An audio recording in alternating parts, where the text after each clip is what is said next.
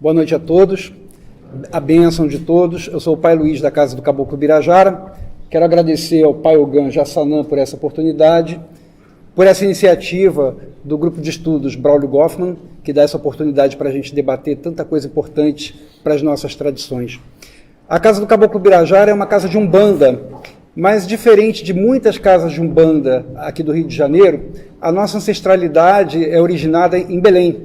Então, por isso nos confere algumas pequenas diferenças ritualísticas que nós costumamos dizer que são como sotaques. Quando a gente nasce num país, por exemplo, e que a gente aprende a língua daquele país, depois se muda para um outro local e vai se comunicar no outro local, a gente pode aprender a língua daquele outro local, pode se comunicar perfeitamente, mas tem aquele leve sotaque que indica de onde nós viemos, de qual é a nossa origem.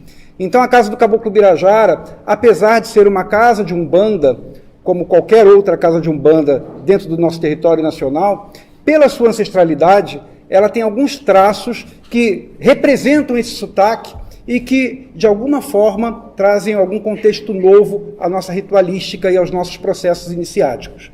Aliás, hoje a gente está aqui para falar justamente disso, do processo iniciático.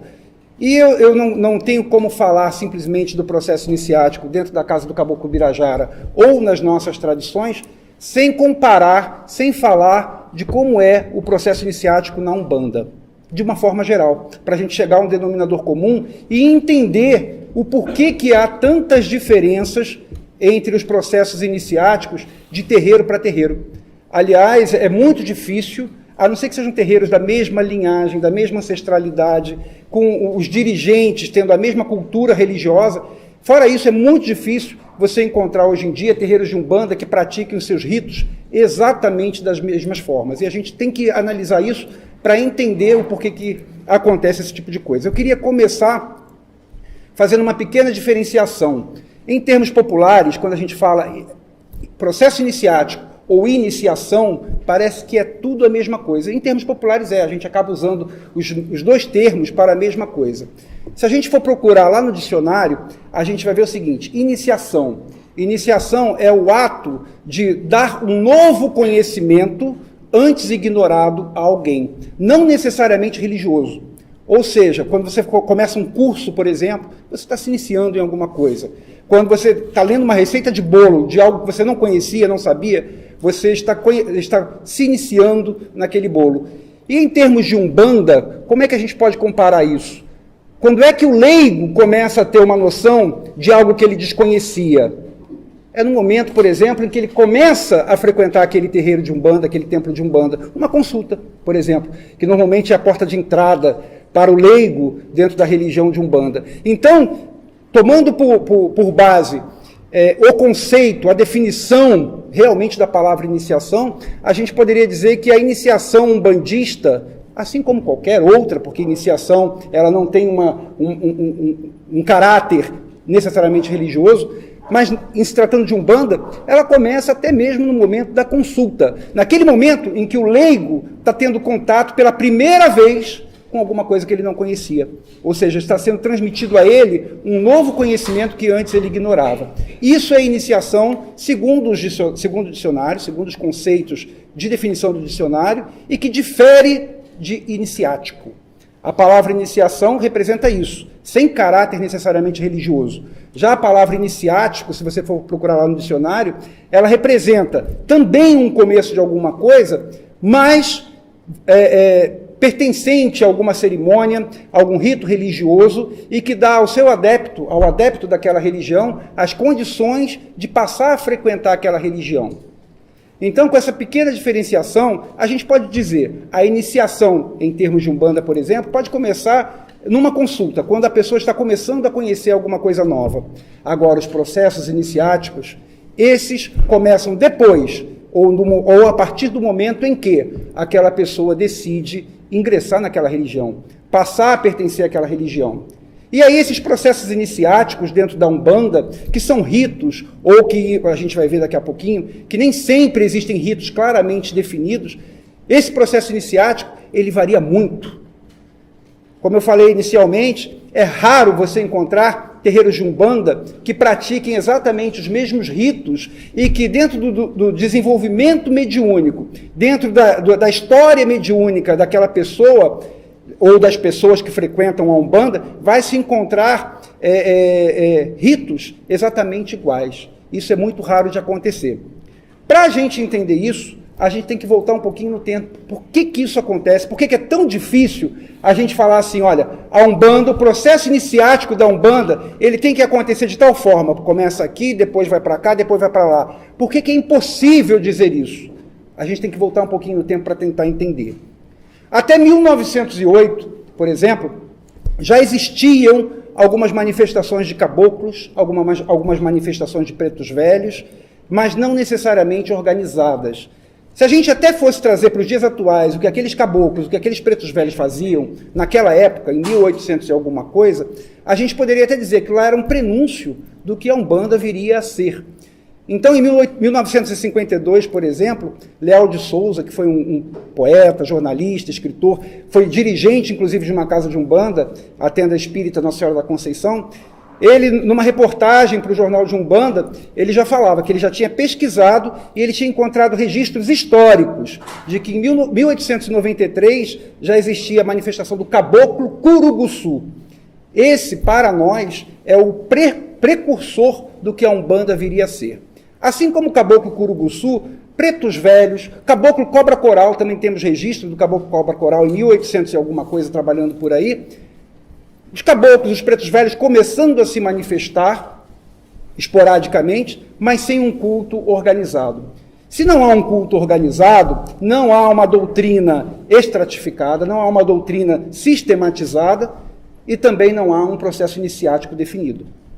Foi a partir de 1908, com a vinda do Caboclo das Sete Encruzilhadas, através do médium Zélio Fernandino de Moraes, que a Umbanda começou a se organizar. Muita gente considera a fundação da Umbanda em 1908, em 15 de novembro de 1908. Na nossa opinião, a Umbanda, exatamente, ela já existia antes disso, porque nós temos justamente os registros históricos dos caboclos, dos pretos velhos trabalhando. Mas sim, como uma religião organizada, como uma religião formada, aí sim nós podemos admitir, em 1908 talvez tenha sido o momento formal de início da religião de Umbanda. Então, em 1908, o Caboclo das Sete Encruzilhadas, ele não só afirma que está fundando a nova religião, como também ele institui doutrina. Era aquilo que faltava, que apesar de haver manifestações anteriores, não existia até então uma organização doutrinária.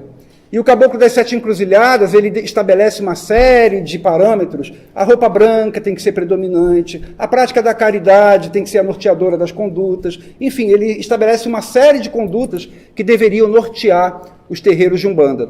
E junto com essas condutas, com essa série de condutas, ele estabelece o processo iniciático.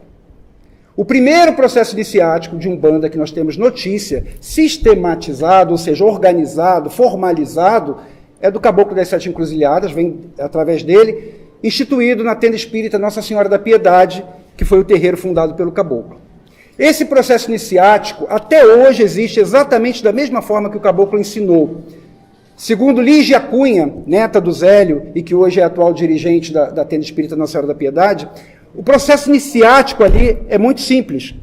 Ele começa com um médium entrando para o terreiro, ele passa alguns anos ou algum tempo no seu desenvolvimento mediúnico, que inclui tanto uma parte teórica quanto uma parte prática, sendo assistido por pais de terreiro, que trabalham ali naquela casa, que ela chama de babás. Depois de um tempo, ele passa a participar de sessões de atendimento público ou sessões de caridade. Mais um tempo adiante, ele é considerado semi-pronto e passa a poder ter autorização para dar passes em casa, por exemplo, para trabalhar em casa. Nós vemos aí, nesse processo iniciático, determinado pelo Caboclo das Sete Encruzilhadas e que até hoje é seguido pela Tenda Espírita Nossa Senhora da Piedade, um processo iniciático desprovido de outras características que a gente encontra em muitos terreiros, como, por exemplo, determinadas obrigações, feitura, saída de santo e etc. Este é o processo da Tenda Espírita Nossa Senhora da Piedade, que até hoje é seguido tanto por esse centro, como também pelos que saíram dali. Mas foi o primeiro, mas não foi o único. na década de 1920, também tendo tido contato com o Zé e com o Caboclo das Sete Encruzilhadas, Benjamin Figueiredo forma a Tenda Mirim, funda a Tenda Mirim, mais especificamente em 1924, e o Caboclo Mirim, ele modifica algumas coisas no processo iniciático, até então admitido pelo Caboclo das Sete Encruzilhadas. O Caboclo Mirim, ele cria, em 1924, o que ele chamou de Escola da Vida. E nessa Escola da Vida, os médiuns da Umbanda, os médiuns da Tenda Mirim, passariam a ser divididos em 7 graus. Olha aí, a primeira estrutura hierárquica, podemos dizer assim, de um processo iniciático, de um processo de iniciação na Umbanda. Até então, com o Caboclo das Sete Encruzilhadas, não existia isso. O desenvolvimento, a iniciação, o processo iniciático era feito de uma forma natural, com o próprio desenvolvimento mediúnico. A partir daí, então, do Caboclo Mirim, a Umbanda recebe, pelo menos nos terreiros que se sagraram a partir da Tenda Mirim, ela recebe graus hierárquicos baseados no processo iniciático que aquele médium já tivesse passado. Esses graus hierárquicos, o Caboclo Mirim denominou, ele colocou nomes em Tupi-Guarani para designar, para ficar uma coisa bem marcada, para designar que realmente aquela estrutura ela era rigidamente seguida. Então, só para vocês terem uma ideia, os nomes desses graus em Tupi-Guarani começava de Bojá Mirim, Bojá Guaçu, Abaré Mirim, Abaré Guaçu e Morubixaba. Então, desde o Bojá Mirim até o Morubixaba, era uma escala de iniciação que o médium passava, galgando esses graus, até chegar na competência, na condição de abrir a sua própria casa. Mas, se nós temos essa estrutura hierárquica formada pelo Caboclo Mirim nesta aparência, no conteúdo, principalmente, não tem tanta diferença assim daquela formada pelo Caboclo das Sete Encruzilhadas. Porque na Tenda Mirim, seguindo essa estrutura, também não havia obrigações, feitura, saída de santo, camarinha e uma série de outras coisas que também hoje se encontra em vários terreiros. Então, quer dizer, a forma como o processo iniciático foi determinado pelo Caboclo Mirim era diferente da forma determinada pelo Caboclo das Sete Encruzilhadas. Mas, no conceito, lá dentro, a coisa não era tão diferente assim. A iniciação ou o processo iniciático se dava basicamente pelo desenvolvimento mediúnico daqueles médiuns, com um pequeno adicional, que é o estudo. Então, na Tenda Mirim, até hoje, existem palestras, existem cursos, e que os médiuns, para galgarem esses degraus, eles são convidados a participar, que era uma coisa que não acontecia lá na época do Caboclo das Sete Encruzilhadas. Todos os terreiros que passaram, todos os dirigentes que passaram pelo Tenda Mirim e que abriram filiais, o Tenda Mirim hoje tem mais, se não me engano, 12 filiais, seguem exatamente a mesma estrutura, e outras pessoas que passaram por ali ajudaram a disseminar pelo Brasil esse conceito de hierarquia dentro do processo iniciático. Ou seja, uma hierarquia, uma umbanda hierarquizada de acordo com o nível de desenvolvimento mediúnico. Lá em São Paulo, hoje, por exemplo, tem o Núcleo de Estudos Mata Verde, dirigido por Pai Manuel Lopes, faz um excelente trabalho, mas o Pai Manuel Lopes cria também da Tenda Mirim, também adota exatamente os mesmos níveis de classificação, com uma pequena e grande diferença. Manuel Lopes, através do Caboclo Mata Virgem, instituiu uma nova forma de classificar os médiuns, de iniciar, de fazer esse processo iniciático. Então, não apenas pelo desenvolvimento mediúnico, como acontecia lá com o Caboclo das Sete Encruzilhadas ou na Tenda Mirim. Ele adicionou a isso a doutrina do Arapé. Essa doutrina do Arapé ela foi criada pelo Caboclo Mata Virgem, trazida por Pai Manuel Lopes, e é uma doutrina que se baseia no conhecimento dos elementos da natureza. Dentre eles, divididos em 7, a gente está acostumado com 4, mas, segundo a doutrina do Arapé, são 7 elementos: fogo, terra, ar, água, almas, humanidade e mais um que eu me esqueci agora. São 7 elementos. E esses 7 elementos, durante esse processo iniciático, os médiuns, não só pelo seu desenvolvimento, vão galgando esses níveis, como também aí entra obrigação, entra um recolhimento semelhante à camarinha para cada um desses níveis. onde em cada um desses níveis, esses médios aprendem a lidar com aquele elemento especificamente. Então, o primeiro elemento é o fogo. Então, naquele nível, que dura mais ou menos 1 ano, o médium passa por rituais com fogo. Nesses rituais, ele aprende a lidar com, entre aspas, a magia do fogo. Depois, faz obrigações para orixás que regem no fogo. Depois vem o elemento terra e assim por diante. E ele vai galgando até se tornar também um morubixaba, que seria a classificação máxima. Falando lá de São Paulo, hoje em dia a gente tem uma vertente muito forte em São Paulo, cujo processo iniciático é bem diferente de muitos terreiros de Umbanda no Brasil. É a doutrina trazida por Rubens Saraceni, fortíssima, existem milhares de cursos e milhares de seguidores, milhares de adeptos de Rubens Saraceni. E a doutrina de Rubens Saraceni, ele instituiu uma série de novidades dentro da doutrina umbandista, que até então não existia algumas características, alguns orixás, inclusive, como, por exemplo, Logunã e etc. E ele criou um sistema de iniciático bem diferente, que ele chama de magia sagrada. Esse sistema se divide em 77 graus. Dos 7 lá da Tenda Mirim, dos 7 lá do Pai Manuel Lopes, agora são 77 graus de iniciação. Em cada grau desse, o médium aprende a lidar com determinado elemento da natureza e se torna um mago daquele elemento. Então, para vocês terem uma ideia, eu relacionei aqui alguns desses níveis, que são cursos de magia e que são recomendados aos médiuns para cumprirem os seus 77 graus. Por exemplo, magia das 7 chamas sagradas, magia das 7 pedras sagradas, magia das 7 ervas sagradas, magia dos elementais, das 7 conchas sagradas, das 7 luzes sagradas, das 7 cores sagradas, dos 7 mantos sagrados, das 7 cruzes sagradas, e por aí vai. São 77 níveis de iniciação, 77 níveis iniciáticos, e que não é difícil você encontrar na internet, por exemplo, magos, ou seja, médiuns formados nestes graus iniciáticos, e que uma vez formado em cada um desses graus, já está apto, segundo essa doutrina, a ensiná-lo. Então, hoje em dia, isso se propaga de uma forma muito veloz, por causa da internet, e nós vemos multiplicando-se na internet cursos de magia disso, magia daquilo, que são originadas da doutrina ensinada por Rubens Saraceni, e que hoje se propaga muito em São Paulo. Falamos aqui da Tenda Mirim, falamos do Caboclo das 7 Encruzilhadas, que foi o primeiro rito iniciático que nós temos registros na nossa história, mas em 1950, mais ou menos, ou na década de 50, começou também um outro movimento umbandista. Aliás, existem algumas divergências. Alguns dizem que o próprio Caboclo Tenda Mirim, o próprio Caboclo Mirim, quando fundou a Tenda Mirim, já teria dado sinais de que esse novo movimento, na década de 50, iria existir, que é o movimento iniciático e esotérico da Umbanda.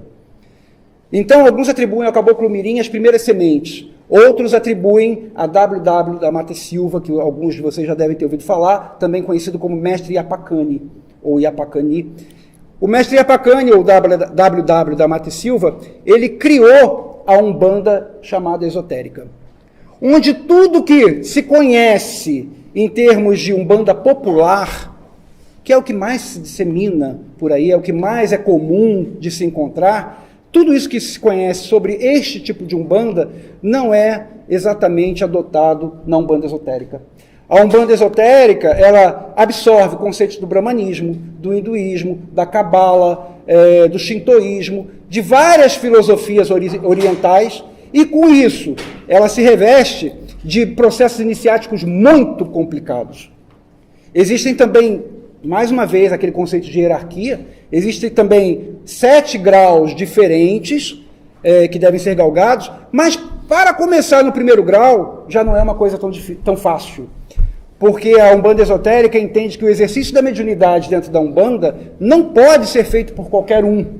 Mesmo que a pessoa seja médium, mesmo que seja simpatizante da Umbanda, a Umbanda esotérica entende que ela, além disso, ela tem que estar capacitada psicologicamente para o trabalho que ela vai exercer, ela tem que já ter esta missão definida no astral antes dela encarnar. Não sei como, exatamente, sinceramente, não sei como que se determina se ela já tem ou não tem, porque faz parte da doutrina da Umbanda esotérica ensinar que, uma vez que a Umbanda seja seguida por quem não tem a capacidade psicológica, capacidade emocional, comprometimento e responsabilidade, irá trazer mais problemas do que soluções para aquela pessoa, mais karmas, mais situações difíceis de serem resolvidas. Então, para ser iniciado na Umbanda esotérica, não é uma coisa tão simples. Quando a pessoa consegue começar a ser iniciado lá na Umbanda esotérica, ele passa a ficar sob a tutela de um mestre de iniciação. E é este mestre de iniciação que vai conduzir aquela pessoa pelos 7 graus em que ela vai percorrer dentro daquela doutrina. Esses graus nem sempre demoram um ano, como, por exemplo, acontecia lá no terreiro do Pai Manuel Lopes, que é mais ou menos um ano. Não, isso depende de uma série de comprovações de que aquela pessoa está apta a passar para um grau seguinte. Essas comprovações, elas vêm através do trabalho mediúnico, elas vêm através do estudo, porque existem cursos, existe uma doutrina muito grande em termos de leitura, em termos de estudo, por trás desse conceito de Umbanda esotérica. Então, para passar de grau em grau, o estudo é fundamental. Também não existe, lá na Umbanda esotérica, obrigações, feituras, saídas de santo, camarinhas, como se está acostumado na Umbanda que nós chamamos de popular. Então, nós vimos aí, até o momento, uma série de vertentes diferentes da Umbanda, e que justificam o porquê que muitos terreiros de Umbanda tratam a Umbanda, tratam os processos iniciáticos de forma diferente uma das outras. E além dessas que a gente relatou, existem também as Umbandas que nós chamamos populares. Nós chamamos de populares não porque seja qualquer coisa, e sim porque são as mais comuns de nós encontrarmos. São aquelas Umbandas onde tem atabaque, porque lá no terreiro do Caboclo das 7 Encruzilhadas, por exemplo, e até hoje na Tenda Espírita Nossa Senhora da Piedade, não tem atabaque. Então, as Umbandas populares são aquelas que têm atabaque, muitas delas fazem camarinha, muitas delas fazem feitura de santo, em algumas delas tem abate religioso, mas mesmo nas Umbandas populares, minha gente, existem divergências, por incrível que pareça. Essas divergências, elas variam de acordo com a ancestralidade daquele terreiro, variam de acordo com a cultura daquele dirigente, com o que ele já passou na vida espiritual dele, se ele já pertenceu a um outro terreiro que agia de uma outra forma. Depende da regionalidade daquela casa. Então, por isso, existem bandas populares, por exemplo, que fazem rituais de camarinha, de recolhimento, em que a pessoa fica deitada, coloca a vela próximo à orelha, à cabeça, fazem alguns rituais, e outros terreiros de Umbanda populares, que você falar a palavra camarinha, as pessoas se arrepiam, e que falam assim, camarinha é coisa de candomblé. Existem terreiros de Umbanda que adotam o abate religioso, e outros terreiros de Umbanda que, se você falar que isto não, que faz o abate religioso, é considerado, por exemplo, uma coisa imprópria da Umbanda, e isso é candomblé. Então existem muitas coisas, muitas vertentes hoje em dia, muitos tipos de terreiro de Umbanda, e fica difícil da gente dizer o que é certo e o que é errado.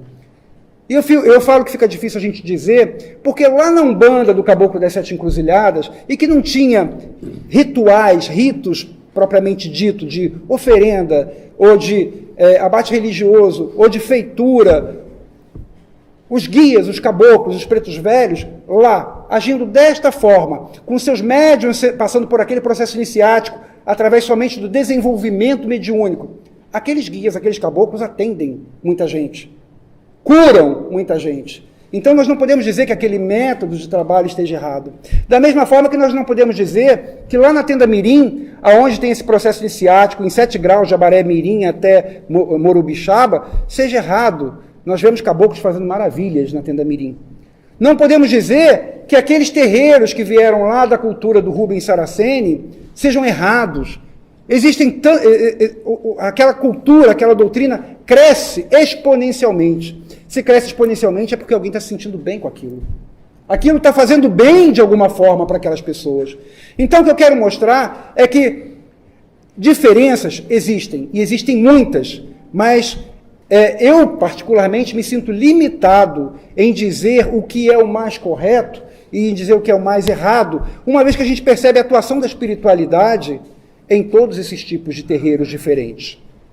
Não se pode negar, senão eles não teriam existido, alguns existindo até hoje, algumas dessas doutrinas se espalhando até hoje e de formas diferentes. Então, como eu estava falando, um dos motivos, ou vários motivos, que fazem com que existam uma diversidade muito grande de terreiros de Umbanda, de tipos de terreiros de Umbanda, essa miríade enorme de terreiros de Umbanda e de processos iniciáticos, é a cultura, é a origem, a ancestralidade daquele terreiro e a regionalidade, e eu faço questão de falar isso, porque é aí que eu vou entrar na minha ancestralidade e na nossa regionalidade. Hoje, por exemplo, lá em São Paulo, um terreiro que abra lá em São Paulo, mesmo que não tenha sido formado através dos terreiros do Rubens Saraceni, ele vai sofrer influências daquela região, porque as pessoas lá se habituaram a esse tipo de culto. Então, de uma forma ou de outra, acaba interferindo. É Umbanda, mas é uma Umbanda diferente, por exemplo, da praticada aqui no Rio de Janeiro. Ou seja, sofre um efeito da regionalidade. Lá no norte do país, por exemplo, que é de onde a nossa casa vem, a casa do Caboclo Birajara vem, os terreiros de Umbanda que existem por lá também sofrem influência direta daquela regionalidade. E quais são as influências mais diretas que acontecem por lá? A das religiões antecessoras à própria Umbanda. E quais são essas religiões? Lá no Maranhão, próximo a Belém, próximo ao Pará, né? Lá no Maranhão existe a Casa das Minas. Então, lá no Maranhão tinha a Casa das Minas, Minas Gege, a Casa Mina Nagô, por exemplo. E essa cultura, apesar da Casa das Minas não ter criado filial nenhuma, a Casa das Minas exerceu grande influência cultural, grande influência religiosa sobre aquela região. Então, por exemplo, voduns cultuados na Casa das Minas, por exemplo, vodum Gege, em terreiros de Umbanda que existiam lá no Maranhão, que passaram a existir lá no Maranhão, acabaram de alguma forma sendo cultuados, ou sendo pelo menos lembrados pela influência regional, assim como em São Paulo os terreiros de Umbanda sofrem influência do Rubens Saraceni, mesmo sem ter sido originados de lá.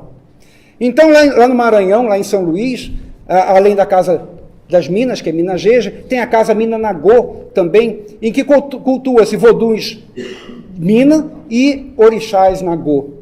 Além disso, naquela região toda, aquela região do norte do país, sofreu grande influência da encantaria. Eu não sei se todos aqui já ouviram falar da encantaria. A encantaria é um culto que se firmou no tambor de Mina, onde são cultuados, além dos voduns Mina Gege, além dos orixás Nagô, são cultuados também os chamados voduns gentis. E o que são os voduns gentis? Os voduns gentis são justamente os encantados. Os encantados que, dentro daquele culto, recebem nomes de príncipes, de princesas, e tem toda uma série de organização teológica, podemos dizer assim, que justifica a existência, por exemplo, da Cabocla Mariana, de Teresa de Légua, de Toia Jarina, que são encantados que atuam dentro daquela região. A nossa Umbanda, da Casa do Caboclo Birajara, ela foi fundada em Belém do Pará. Não a Casa do Caboclo Birajara exatamente, mas a nossa ancestralidade, ela vem lá daquela região. Então, apesar de ser um terreiro de Umbanda, ela tem um leve sotaque de alguns traços dessas religiões daquela região. Não que esses traços interfiram na prática, vamos dizer assim, umbandista, mas nos fazem lembrar, por exemplo, da Cabocla Mariana, que trabalha também dentro da nossa doutrina, dentro da nossa cultura religiosa. Nos fazem lembrar de Teresa de Légua, nos fazem lembrar do vodum, de alguns voduns, por exemplo, como Bossujara, Dossu, Averequete e outros voduns de origem Gege, nos fazem lembrar e cultuar, principalmente, já que nós somos um terreiro de Umbanda, e na Umbanda o básico são os orixás de origem Nagô, Oxóssi, Ançã, Oxum e Iemanjá. Então a Casa do Caboclo Birajara, por exemplo, ela exerce um processo iniciático que se assemelha muito ao processo iniciático lá do Caboclo das Sete Encruzilhadas, baseado no desenvolvimento mediúnico, com práticas e teorias. Se assemelha também ao processo iniciático determinado pelo Caboclo Mirim, onde há graus, onde os médiuns vão galgando de acordo com a sua capacidade. Não temos denominações, como a Baré Mirim, a Baré Iguaçu, não temos denominações, mas é grau 1, 2, 3, nós denominamos até por cores, 7 cores do arco-íris, como uma forma de classificar, de facilitar a classificação, do raio vermelho até o raio lilás. Ou seja, nós adotamos a forma do Caboclo das Sete Encruzilhadas, temos uma certa semelhança com o que o Caboclo Mirim ensinou também, e lá das nossas origens, nós trazemos alguns ritos iniciáticos, como, por exemplo, a camarinha, onde nós nos recolhemos por pelo menos 12 horas, às vezes mais, dependendo das circunstâncias. Nós temos obrigações, fazemos oferendas, periodicamente, ritos em locais da natureza, que é coisa que em determinados terreiros, principalmente aqueles mais antigos, e que não são chamados do tipo populares, por exemplo, nem sempre costumam fazer. Então, este é o processo iniciático. E o médium vai galgando o seu grau a grau, com o seu aperfeiçoamento mediúnico, ou seja, aprendendo a se desenvolver, aprendendo a receber o seu guia, até o momento em de estar pronto para atender ao público, para estar pronto a participar de sessões de caridade, o que lembra muito lá o que acontece na Tenda Espírita Nossa Senhora da Piedade. E, além disso, nós fazemos mensalmente sessões onde nós ensinamos a esses médiuns, grau a grau, o que ele tem que aprender naquele nível para poder ser capacitado, segundo a nossa ótica, a crescer e a ir para o grau superior, para o grau acima. Então, esse é o processo iniciático da nossa casa. O que eu queria dizer, o que eu queria deixar assim bem ressaltado, são duas coisas.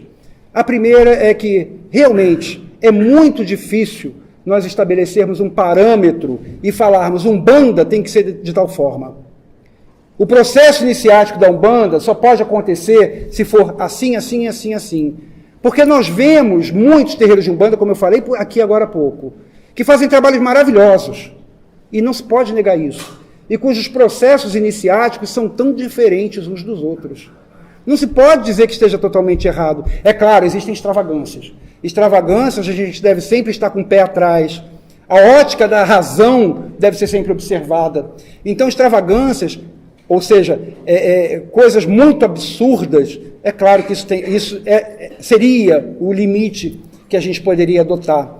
Mas nós vemos que, de acordo com as doutrinas de cada casa, fazem trabalhos tão maravilhosos e com rituais tão diferentes, e mesmo assim, mesmo sendo diferentes, são umbandas, como negar que aquilo possa, de alguma forma, ter contribuído para o desenvolvimento mediúnico daquelas pessoas?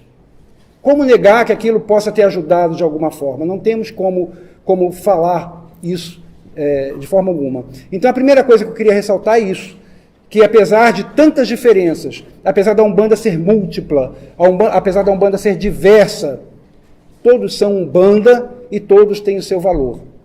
E a segunda coisa é que nós devemos, até determinado ponto, como eu falei, estarmos abertos a tentar pelo menos entender as nossas diferenças. Nós temos que entender que a Umbanda ela é una nessa diversidade. Eu falei agora há pouco de Manuel Lopes, do Núcleo Mata Verde. Ele tem uma frase que eu acho magnífica. Ele fala assim: a Umbanda não é um ponto. Um ponto seria algo em que todos têm que ser aquilo, exatamente iguais. Ele fala o seguinte: vamos tirar isso da nossa cabeça. Vamos tirar a ideia de que a Umbanda é um ponto e que todos os terreiros têm que ser iguais, ou seja, tem que ser exatamente aquilo. A Umbanda, na verdade, não é um ponto, é uma rede de infinitos pontos. Então, a Umbanda não é este ponto, não é este, não é este. A Umbanda é tudo isso. E tudo isso, enquanto estiver sendo bem utilizado pela espiritualidade, produzindo tantos resultados tão positivos, deve ser considerado, no nosso entendimento, deve ser considerado como algo que chame atenção e que nos convide a refletir que pode também ser útil, pode também estar certo. Fica muito difícil, então, nessa pequena palestra, nessa pequena conversa, a gente definir isso está certo, isso está errado. Somos todos Umbanda, mesmo com as nossas diferenças. Os excessos existem, mas eu tenho certeza que, com o tempo, com o auxílio da espiritualidade, nós vamos burilando isso, nós vamos aperfeiçoando. Algumas coisas, até pelos estudos, algumas coisas até pelo aperfeiçoamento das nossas tradições, algumas coisas até pelas nossas culturas mais modernas, podem ir melhorando um pouquinho, e eu tenho certeza que a espiritualidade está do nosso lado, e aos poucos, aquilo que for excessivo vai saindo, e nós vamos cada vez melhorando mais o que é a Umbanda e os nossos processos iniciáticos. Eu agradeço a todos a atenção. Era isso.